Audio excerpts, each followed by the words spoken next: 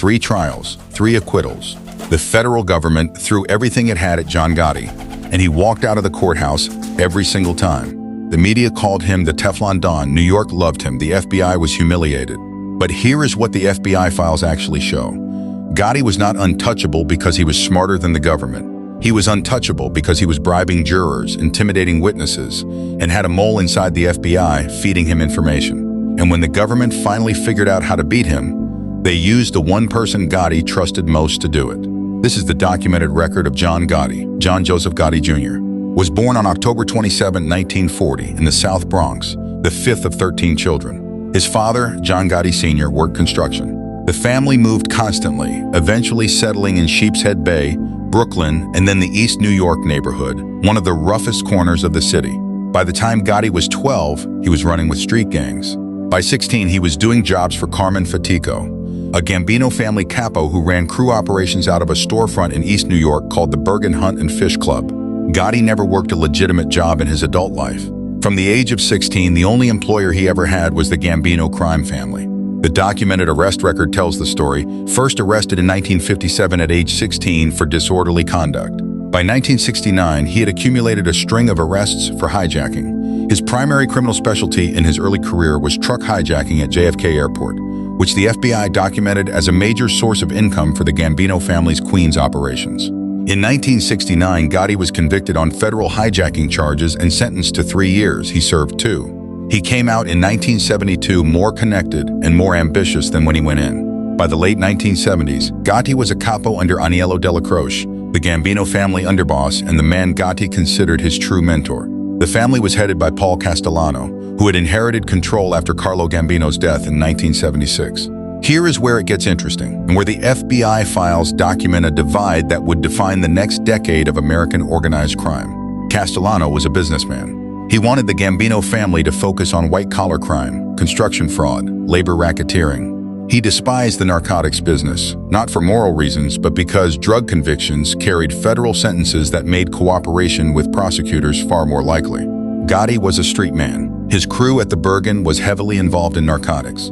The FBI documented Gotti's awareness of and indirect involvement in drug operations throughout the early 1980s, in direct violation of Castellano's standing orders. This was not a small disagreement. In the Gambino family, defying the boss on narcotics was a death sentence. What saved Gotti, temporarily, was his relationship with Della Croce. As long as Della Croce was alive, Castellano tolerated the Bergin crew's activities rather than risk a split with his underboss. Then, on December 2, 1985, Aniello Della Croce died of cancer. Castellano did not attend the wake. To Gotti and the other street-level captains, this was an insult beyond calculation. 16 days later, they returned the disrespect. December 16, 1985, 5:26 p.m. Spark Steakhouse on East 46th Street in Midtown Manhattan. Paul Castellano stepped out of his limousine and was shot 4 times in the head. His driver, Thomas Bellotti, was shot dead on the sidewalk simultaneously. John Gotti watched from a car across the street. The shooters were hand-picked members of his crew. The order had come from Gotti. What the FBI documented about the Castellano murder is significant. It was unauthorized. No commission approval, no vote. Gotti killed the boss of one of the 5 families without clearing it with the other 4.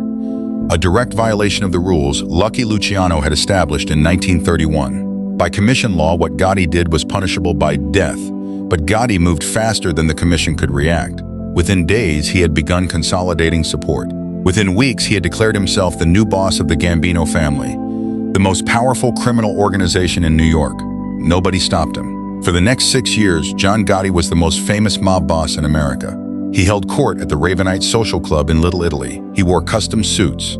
He gave interviews to the press, something no boss had ever done. He hosted 4th of July fireworks parties in his Howard Beach neighborhood that drew thousands of people. He was photographed constantly. He loved it. The FBI hated it, and they were watching everything. What the documented FBI surveillance files show about Gotti's operation is a contradiction at the center of everything he built. He was extraordinarily visible, and visibility in organized crime is a fatal flaw. The FBI had been building their case for years. They had bugs in the Bergin Hunt and Fish Club. They had informants. They had surveillance photographs. But Gotti's lawyers were brilliant. The evidence was complicated, and as the FBI later documented, at least one juror in his 1987 trial had been bribed. 3 trials, 3 acquittals. By 1990, Gotti believed he was genuinely untouchable. He was wrong. The FBI's breakthrough came not from new technology or new informants. It came from a bug planted inside an apartment above the Ravenite Social Club, apartment 10I, belonging to the widow of a deceased Gambino associate. For months in 1989 and 1990, Gotti and his inner circle used that apartment for sensitive conversations, believing it was secure. It was not. The FBI had placed a microphone inside the walls. What the Ravenite tapes captured was extraordinary. Gotti discussing murders, Gotti ordering violence, Gotti complaining about his own men, Gotti specifically referencing criminal conspiracies by name, by target, and by method. One transcript, played in court and documented in federal records, captured Gotti saying about a Gambino associate he suspected of talking to law enforcement, "He's gonna die. He's a rat. In this life, every rat's gotta die." The FBI had him on tape ordering a murder.